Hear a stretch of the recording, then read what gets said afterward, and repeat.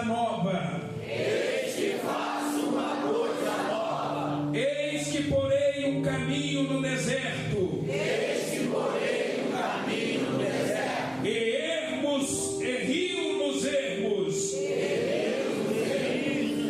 Para dar de beber ao meu povo. Para dar de beber ao meu povo. Ao meu eleito. Ao meu eleito. Deus abençoe.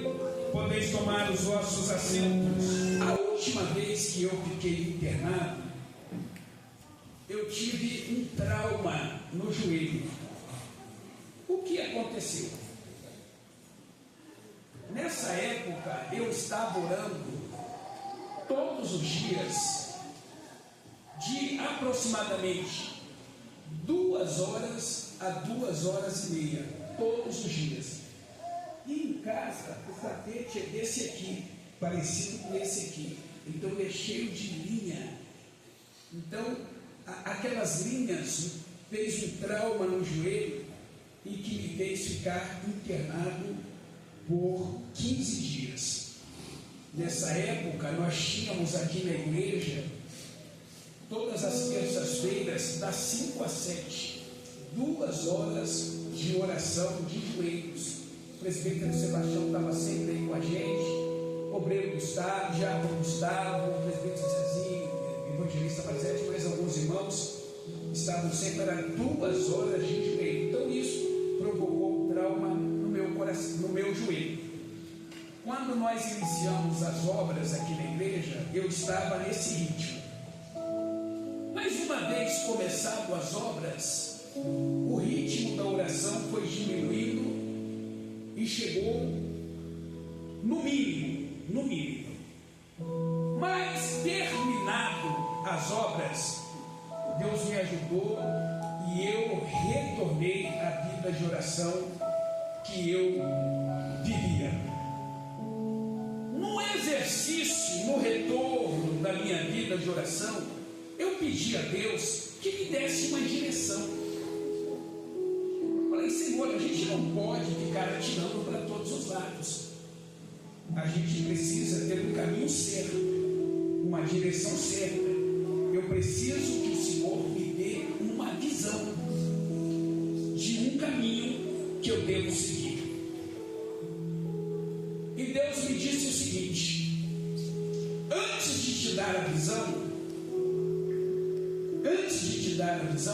eu preciso que você mude o seu estilo de liderança. Eu disse, como assim? E Deus me respondeu, como nós estamos falando aqui. Primeiro, Deus disse para mim: líder não pode ficar no meio do povo. Líder precisa ir na frente. E Deus me disse o seguinte: se o líder engatinhar, o povo nem do chão levanta. Mas se o líder passar a andar, o povo começa a engatinhar. Mas se o líder correr, o povo começa a andar. Mas se o líder voar, o povo corre. E Deus me disse: não te quero no meio, quero você na frente. Segundo, Deus me disse: líder não pode dar o que o povo quer. Líder tem que dar o que o povo precisa. O líder, Deus falando comigo, o líder não pode ser apenas o amigo. O líder é líder. E Deus me diz: você não é amigo, você é pastor. Você não é amigo, você é o líder. Todas as vezes que for preciso dizer não, é não. Não pode, sem cometer injustiça, sem magoar as pessoas e sem prejudicar ninguém, mas tendo coragem de falar o que tem que ser falado e fazer o que tem que ser último, Deus me disse: como líder, você tem que estar no lugar certo. Olha só, irmãos, o que Deus me falou. Você tem que ficar na maior parte do seu tempo no lugar errado. O seu lugar não é no operacional. O seu lugar é no estratégico. O seu lugar não é no chão de fábrica, na produção. O seu lugar é no escritório, fazendo negócios. Eu te chamei para isso. Olha o que Deus me falou. Você não pode mais exercer o seu ministério cuidando de tijolo, de areia e de cimento. O seu trabalho é cuidar de vidas. Você tem vivido a maior parte do seu ministério no lugar errado. E concluindo, Deus me disse: o seu lugar não é no meio do povo, no vale. O seu lugar é no monte, com as mãos estendidas, para que o povo receba a vitória. Tendo dito essas 3 orientações, Deus então me deu uma visão. Qual foi a visão? Já compartilhei com os irmãos. 100 almas para Jesus. Os irmãos me vêem falando com naturalidade aqui, mas quando Deus falou comigo, eu disse: como é? Ele disse: sim, 100 almas. Eu disse: 100 almas. O Senhor está de brincadeira. Deus disse: não. Aí eu comecei a dar as minhas desculpas. Eu disse para Deus: Deus, o cenário que nós vivemos é semelhante ao dos discípulos, quando eles pescaram a noite inteira e não apanharam nada. E eu continuei falando com Deus: Deus, a gente até pesca, e às vezes a noite inteira, mas a gente não apanha nada.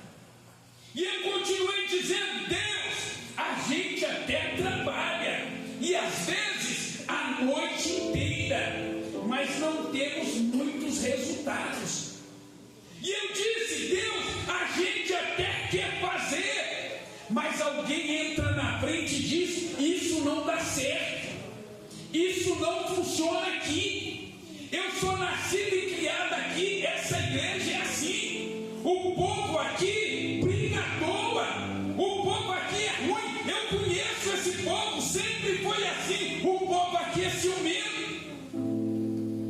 E eu disse para Deus: Deus, a gente até quer avançar, mas existe uma coisa chamada vento contrário. A gente até quer ir para frente, mas o vento contrário bate no nosso peito e nos joga para trás. E Deus me disse: eu sei disso tudo, mas o final da história não é esse que você está dizendo. Pela manhã,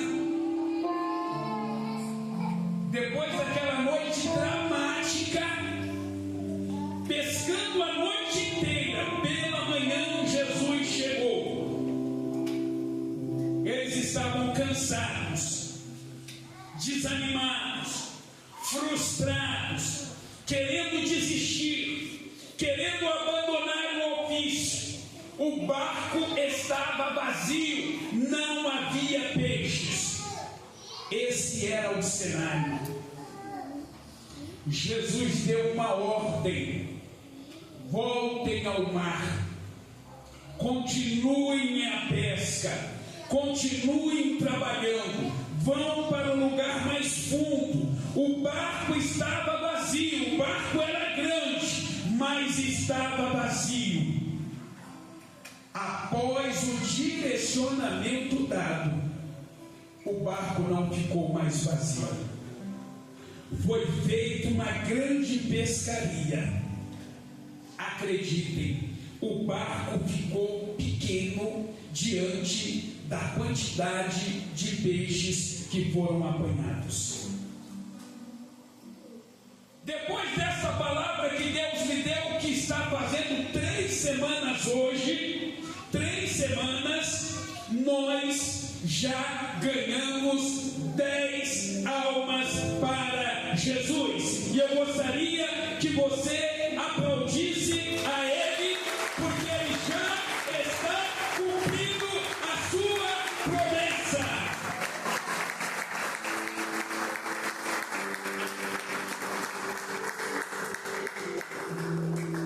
Existem 90 pessoas, 90 almas, esperando por nós. Deus já me deu o direcionamento do que nós vamos fazer.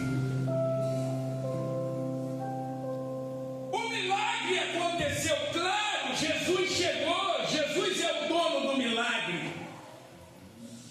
Mas nada disso teria acontecido se Pedro e os discípulos não obedecessem.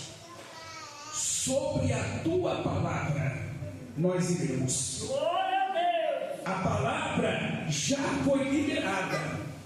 Nós já estamos debaixo de uma promessa. E agora, o que fazer?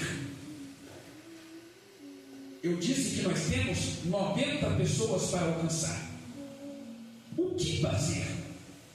Deus tem falado muito comigo e usou muitos pregadores na festividade para reiterar o que Ele tem falado comigo. Primeiro, Deus disse que tem pressa. Aleluia. O que Deus vai fazer não é para o futuro, não é para amanhã e muito menos para o futuro. É para hoje, é para agora. Glória a Deus. É isso que Deus tem falado comigo. Segundo, Deus disse assim: Oséias, se você não fizer, eu levanto outro para fazer no teu lugar. E essa palavra é para todos nós. Se você não fizer, Deus vai levantar outro no teu lugar para fazer, porque Ele tem pressa. Deus não pode mais esperar pelos nossos caprichos, pelo nosso: estou cansado, estou com problema, estou desanimado. Chegou o tempo de Deus agir neste lugar e Ele tem pressa. Não se assuste se você for tirado. É Deus colocando outro em seu lugar para fazer aquilo que você não fez. Aleluia. E Deus me disse mais: se os de casa, eu, você, nós, não fizermos, Deus vai levantar os de fora. Não se assuste se chegar alguém aqui, se aparecer alguém aqui, pregando no teu lugar, cantando no teu lugar, dirigindo no teu lugar, lecionando no teu lugar. Não se assuste, é Deus trazendo os de fora para fazer o que os de casa não quiseram fazer. O que fazer? Nós precisamos fazer a nossa parte. O dono do milagre chegou. O cenário era de derrota, e era um cenário concluído e finalizado, porque os discípulos já estavam lavando as redes, e Jesus chegou para mudar aquele cenário. Aleluia. Mas aquele cenário só foi mudado porque alguém decidiu fazer exatamente o que Ele mandou. Glória a Deus. Preste bem atenção. Mesmo com a presença dEle, mesmo com a ordem dEle, mesmo com o poder dEle, nada seria feito se os discípulos não obedecessem o comando dele.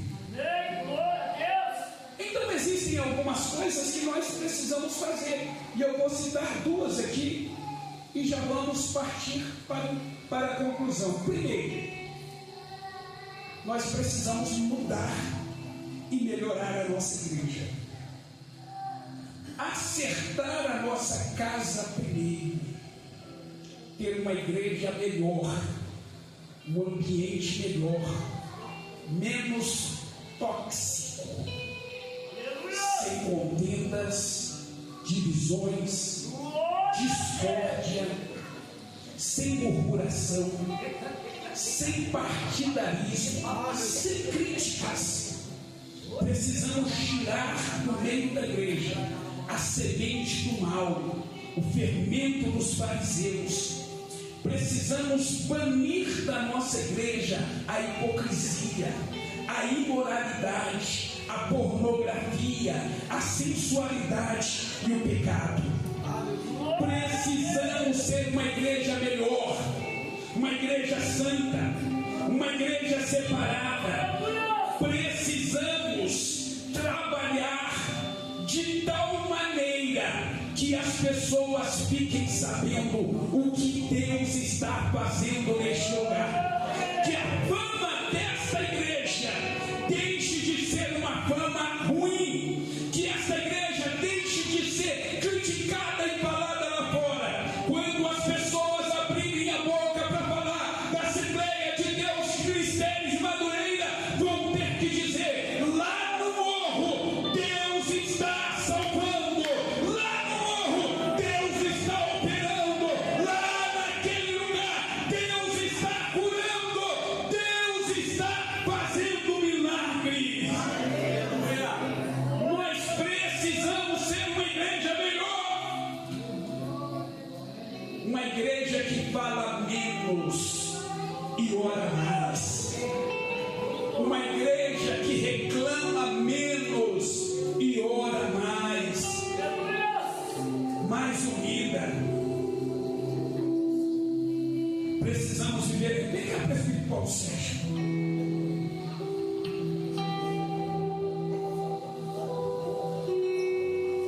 Precisamos. Olha para mim, prefeito Paulo Sérgio. Precisamos, diga para mim. Precisamos ser mais unidos. Olha só, irmãos. Glória a Jesus. Sabe por que ele quase caiu? Vem cá, vocês dois. Ele está cansado. Ele está dormindo. Vem cá. Sabe por que ele quase caiu? Não é porque ele é fraco, não. Não é porque ele é pequeno. Agarra o braço dele.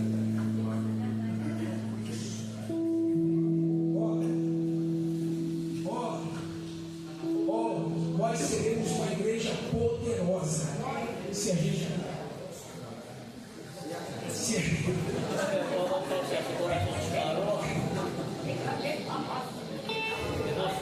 é exatamente assim. Puxa vida, porque ele é meu amigo, tá? Tem até problema de coração. Misericórdia, Jesus. A gente precisa aprender isso, irmão. Dar as mãos uns para os outros, ter o mesmo propósito, caminhar na mesma direção, viver o amor fraternal, aprender a exercer misericórdia, ter mais paciência uns com os outros. O ambiente de igreja, irmão, precisa ser mais cordial, mais fraternal. Aqui não é cada um por si, Deus por todos. Nós precisamos sentir bem. Irmão, a gente precisa acordar de manhã e já desejar que chegue a noite para a gente estar na casa de Deus. Esse lugar aqui a gente tem que se sentir bem, para que as 100 almas que virão possam se sentir bem também. Nós precisamos ser uma igreja mais participativa. Irmãos, me perdoe, crente raiz, não estou falando de crente Nutella, crente mãezinha, qualquer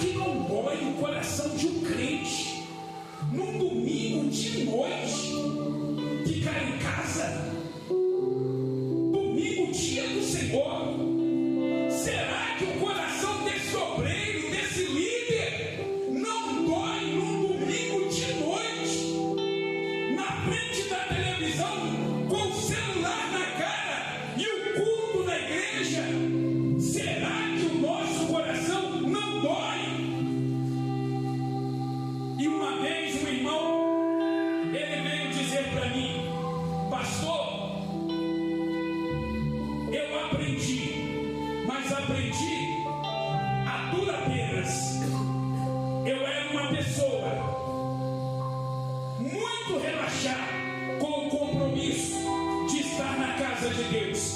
Ia quando eu queria, participava quando eu queria.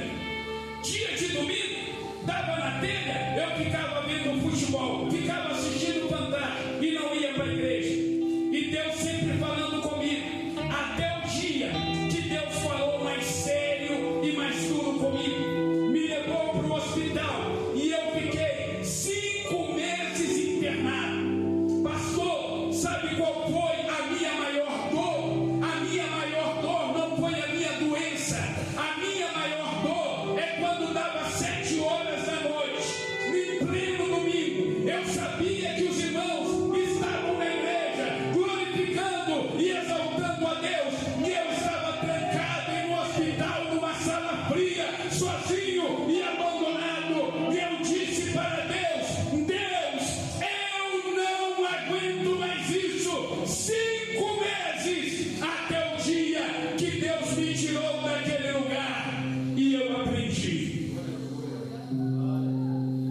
Será que Deus precisa nos ensinar assim? Eu fui visitar a missionária Lucilena e ela nem deixou entrar. Primeira coisa que ela me falou: isso é crente raiz, irmão. Isso é crente raiz. Primeira coisa que ela me falou: pastor, cadê a minha ceia? Eu disse: irmã, a senhora está no CTI, eu não posso entrar com nada aqui não. Cadê a minha ceia, pastor? Eu nunca fiquei sem tomar ceia. Isso é crente raiz. Domingo passado, muita gente faltou no culto. E vocês não viram o que Deus fez aqui de noite. Foi prefeito Natan, prefeito Saulo, o que Deus fez aqui domingo de noite. Mas você não estava aqui. Igreja, irmãos, é um posto de gasolina. Esse teco seu precisa ser abastecido. Senão você para. Posto de gasolina é aqui. Ou você acha que se alimentar uma vez por semana é suficiente para você ter saúde espiritual? E eu digo, presbítero Pedro, presbítero Natan, a nossa igreja é uma igreja que tem poucos cultos. Poucos cultos. Se você faltar na sexta, você fica uma semana inteira sem vir na igreja. E se você faltar na sexta e no domingo, você fica 15 dias sem vir na igreja. 15 dias. Aí, Natan, a gente é acostumado a botar 10, passa no posto 10, passa no programa aqui, né? É só 10 que a gente bota, a gente não enche o tanque. Aí como é que você vai aguentar 15 dias sem combustível? Você pode parar. Eu concluo essa parte falando que a igreja precisa ser melhor. Preste bem atenção. Um pastor reclamou com Deus. O que ele reclamou? Na hora do culto. Na hora do pastor tem muito isso. Quando está chovendo na hora do culto, o coração dele fica apertado. Puxa, mas podia chover o dia todo, mas logo agora, na hora dos irmãos sair de casa, o pastor reclamou com Deus. E Deus disse assim para ele: nunca mais reclame da chuva. A chuva não é um problema. As nossas prioridades definem quais serão os nossos problemas. Olha o que Deus disse para ele: por que a chuva te atrapalha de ir no culto e não te atrapalha de ir trabalhar? A chuva não é um problema. Ir ao culto não é uma prioridade. E Deus continuou dizendo: a falta de tempo que a gente diz que nos impede de ler a Bíblia e orar, esse mesmo tempo a gente gasta com o celular e com a TV. O tempo não é problema. Orar e ler a Bíblia não é uma prioridade. E o dinheiro que a gente diz não ter para ofertar e dizimar é o mesmo que a gente gasta com as demais coisas da vida. Falta de dinheiro não é um problema. Ofertar e dizimar não é uma prioridade. Aí,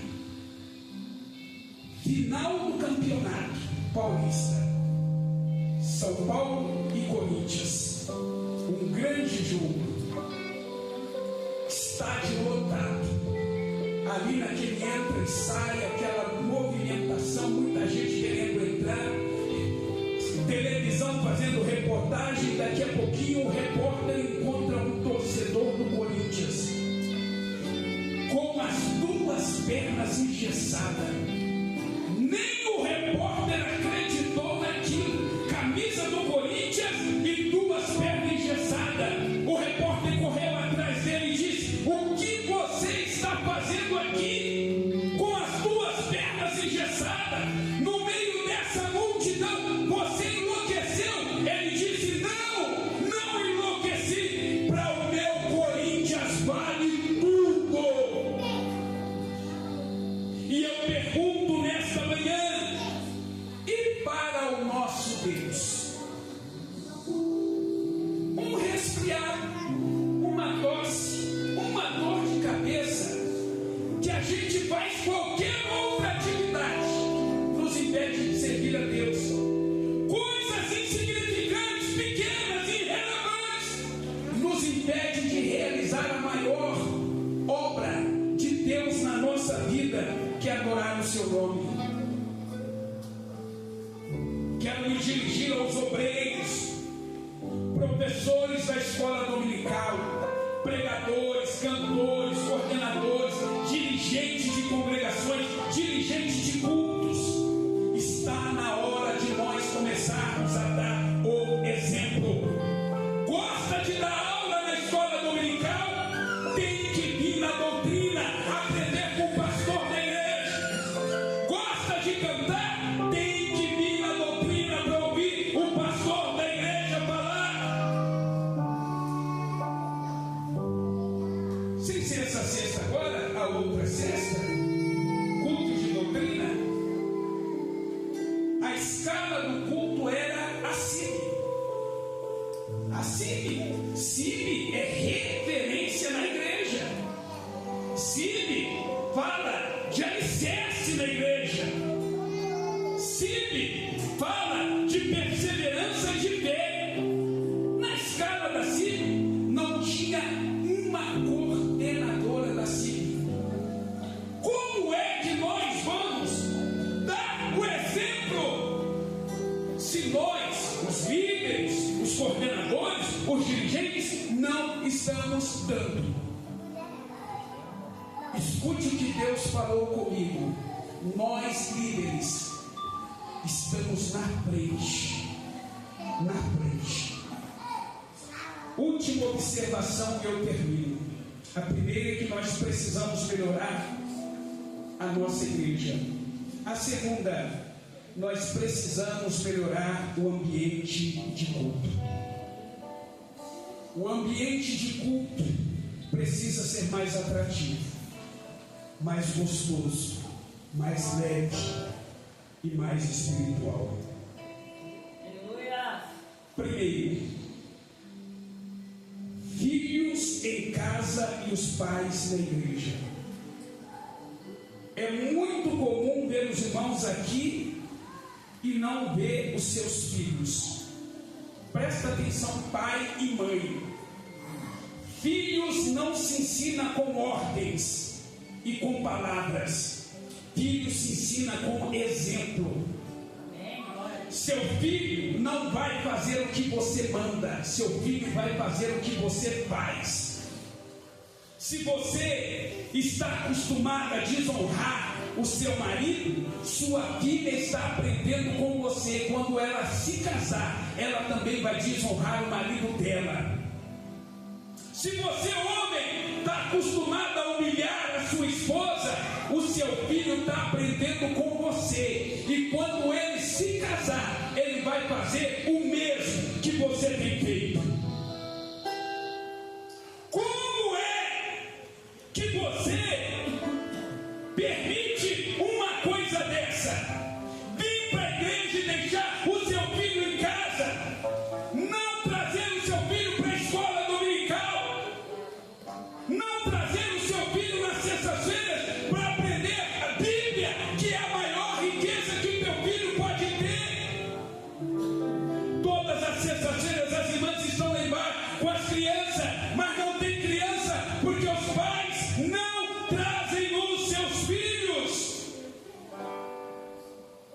Eu me lembro, não é da época de vocês, do Carlinho talvez. Antigamente, os Trapalhões começavam às 7 horas da noite.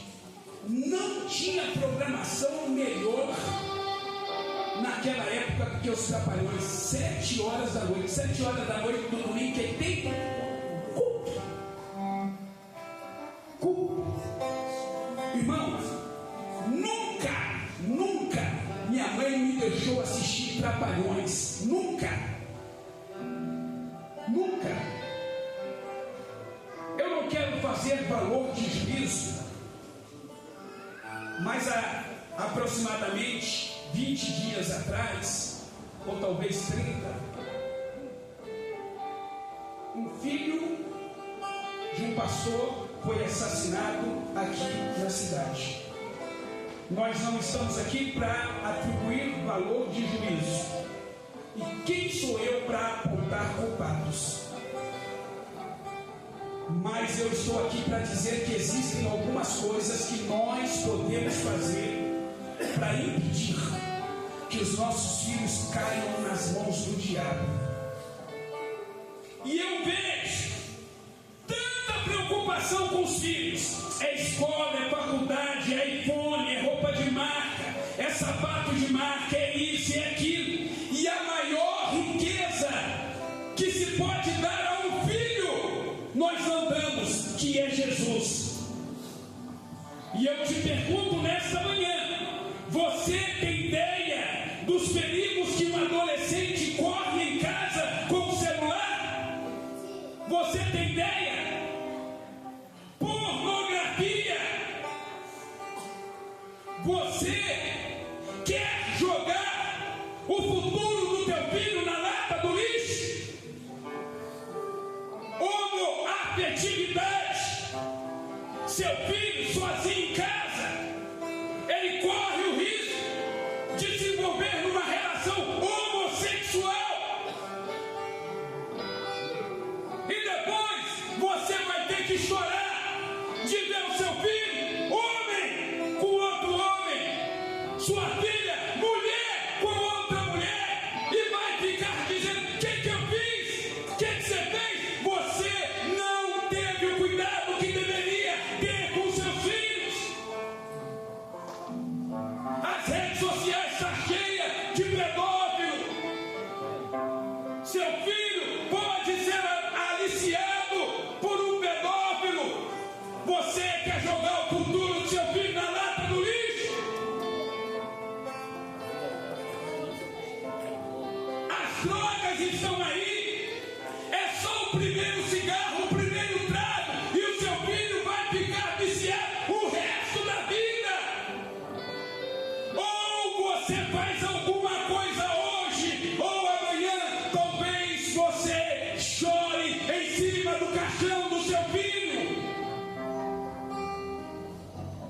E eu digo para você: o maior perigo hoje não está nas ruas. Não, pastor, meu filho está em casa. O maior perigo hoje está dentro da nossa casa. Não cometa esse erro na educação dos seus filhos. Traga os seus filhos para a igreja. Mas pastor, eu não posso ninguém. Irmão, não possa. Aqui está um homem que quando era criança era amarrado, manietado e levado para a igreja e disse: senta aqui, porque aqui é o teu lugar. E hoje eu sou uma pessoa honesta, sou uma pessoa de bem, sou casado, tenho filhos, tenho ministério e sou pastor da igreja. Minha mãe, muito obrigado, porque a senhora não fez a minha vontade. Vai fazendo a vontade dos seus filhos. Filho não se dá o que ele quer, filho se dá o que ele precisa.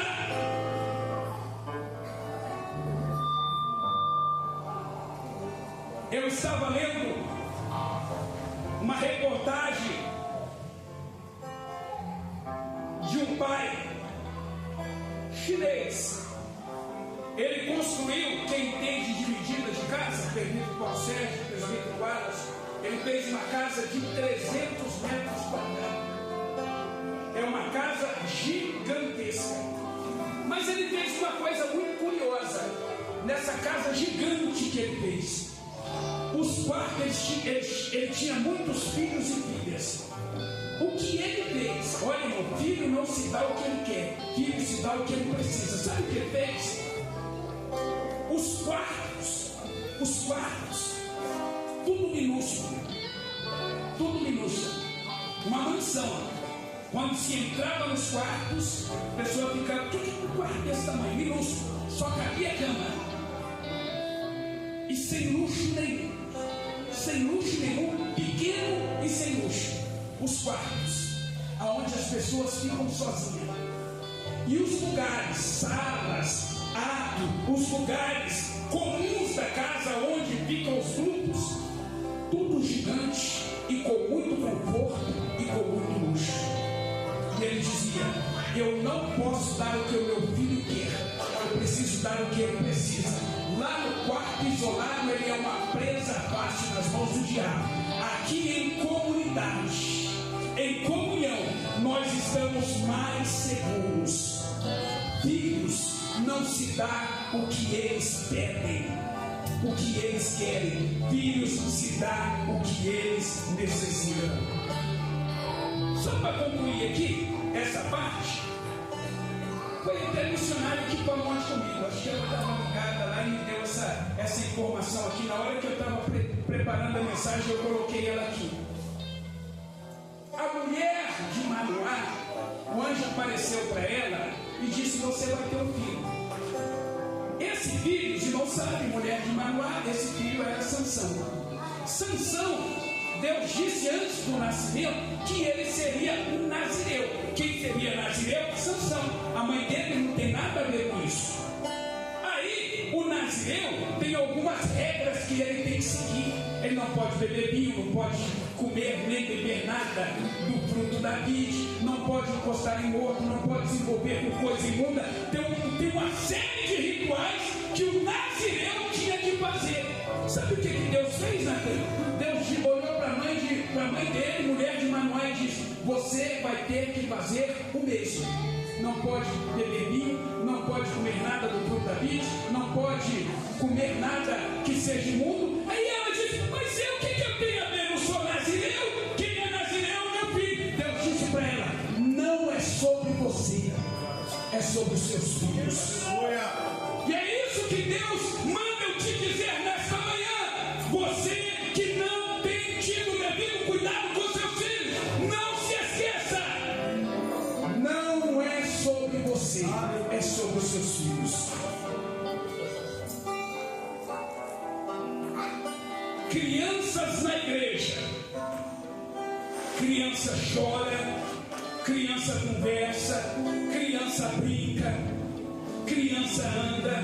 Irmãs, se for preciso levar o teu filho lá fora, leve, dê água para ele, acalme ele, mas não fique com ele lá fora. Sabe por quê? Primeiro, é exatamente isso que o diabo quer. Segundo, você como mãe, como pai, está dando um mau exemplo para ele. Quando ele crescer, ele vai fazer o mesmo. Terceiro, lá fora não tem cobertura. A bênção de Deus está aqui dentro. Mas pastor, está chorando muito. Bota a mão na cabeça do teu filho, da tua filha e ora.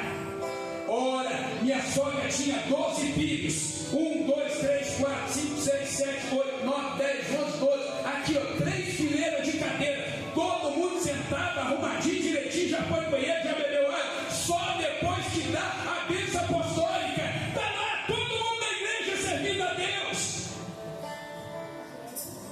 Eu criei os meus filhos assim, dentro da igreja.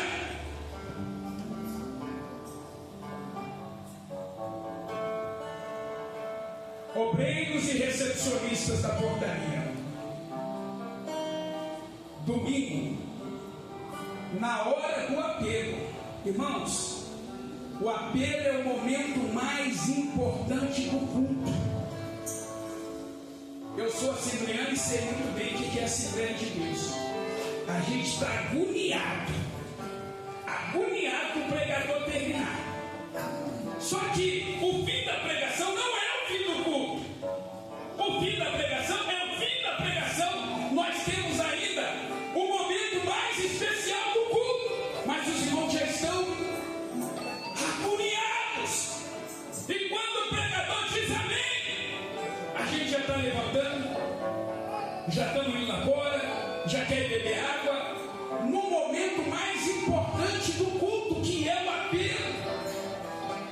Aí, na hora do apelo, o hall estava cheio de gente. Não pode, irmão.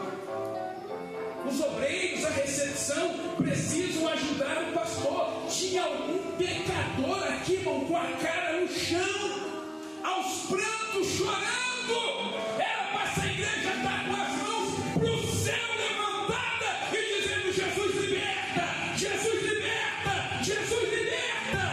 Mas nós estamos despercebidos.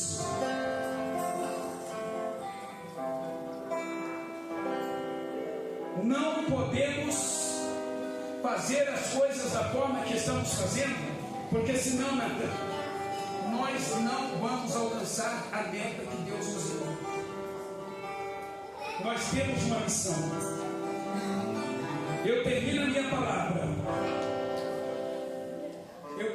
palavra dizendo para os grupos da igreja, os departamentos, Ministério de Louvor, Grupo Lírio dos Vales, Grupo das Irmãs, dos Varões, Mocidade, Adolescente, Crianças, ofereçam o melhor louvor que vocês puderem. Vocês não estão aqui apenas para fazer uma apresentação. Vocês não são artistas. Vocês são canal de Deus. Um louvor teu entra como uma flecha dentro do coração do pecador, e ele vem aqui na frente chorando e aceita Jesus. Esse trabalho não pode ser feito de qualquer maneira, não pode ser improvisado. Chega lá, a gente vê o que a gente canta. Não, Deus não te chamou para isso. Deus te chamou para ser um instrumento dele aqui neste lugar. Quando você levantar as mãos, ele vai operar. Quando você abrir a boca, ele vai operar. Glória. Oh, irmãos, nós estamos vivendo no tempo do ajuste e Deus tem pressa. Eu quero declarar pelo poder do nome de Jesus. Do nome de Jesus, nós não veremos mais crentes de cabeça baixa. Nós não veremos mais crentes prostrados. Nós não veremos mais crentes desanimados. Nós não veremos mais irmãos que ficam uma semana sem a igreja e quando chega, senta no banco para dormir. O sangue de Jesus tem poder. Fica 15 dias sem vir à igreja. Quando senta na poltrona, dorme. Você acha isso normal? Você acha que Deus está nesse negócio? Deus está levantando um povo que sirva a Ele com todo o coração. Sabe quantos comprimidos eu tomei para mim aqui esta manhã? 3 comprimidos. E tem gente que me ligou: pastor, não vou poder porque eu tive uma dor de cabeça em casa. Você acha isso normal? Numa santa ceia, que é o culto mais importante da nossa vida, você não acha que o diabo botou uma casca de banana e essa pessoa caiu? Ao invés da gente se entregar, a gente deveria ter o discernimento espiritual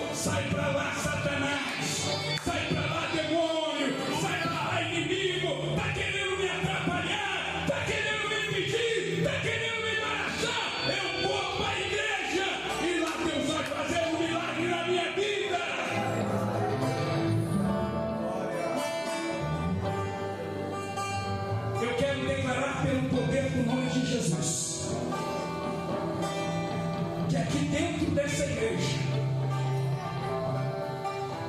se entrar um pecador, ele vai ser bombardeado pelo poder da oração desta igreja. Ele vai ser inflamado pelo calor do Espírito Santo que está sobre nós. E ele não mais vai sair daqui pecador. Eu declaro pelo poder do nome de Jesus, toda alma que entrar aqui perdida vai se render aos pés do Senhor. Em nome de Jesus, o diabo não vai prevalecer, não vai amarrar e prender o coração das pessoas. Se tem algum valente manietando as pessoas, prendendo as pessoas, chegou o mais valente aqui, o leão da tribo de Judá, o Deus Todo-Poderoso, o Rei dos Reis e Senhor dos Senhores. Ele vai manietar esse valente e vai trazer libertação para este povo. Segundo Crônicas, capítulo 7, versículo 14.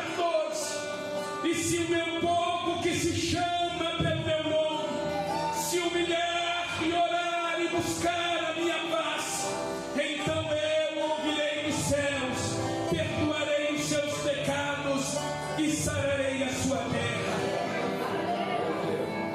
O tempo chamado hoje é tempo de se humilhar, é tempo de pedir perdão pelos pecados, é tempo de se quebrantar, botar o rosto no pó, porque ainda pode haver esperança. Amar a Deus acima de todas as coisas, não é porque o pastor falou, não é porque o pastor mandou, não é porque o líder está